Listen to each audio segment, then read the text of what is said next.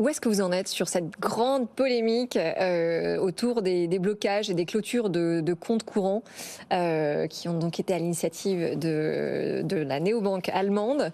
Ça en est où? Alors d'abord, je pense qu'il faut prendre un petit peu de perspective. Aujourd'hui, N26, c'est 2,5 millions de clients en France. Oui.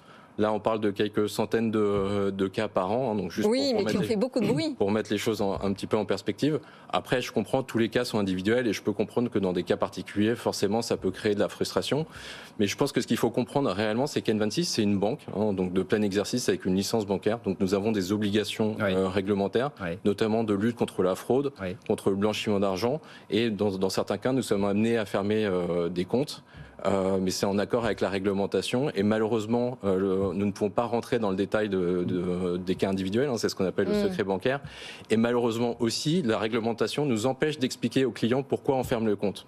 Sauf que les règles sont les mêmes pour tout le monde, Jérémy. Ça qu'on va comprendre pourquoi ça vous arrive à où et qu'on n'a pas forcément vu autant. Ça arrive à tous les acteurs bancaires. Simplement, aujourd'hui, on en parle beaucoup pour N26, mais en réalité, parce qu'on est les plus gros dans le secteur, mais en réalité, c'est que c'est les mêmes contraintes pour tout le monde. Je reviens sur votre retour à la rentabilité. Vous nous dites 2 ans pour redevenir rentable avant d'entrer en bourse. Comment est-ce que vous allez faire justement pour être rentable à échéance de 2 ans? Alors certains disent, la fin des taux bas va aider le secteur bancaire d'une manière générale.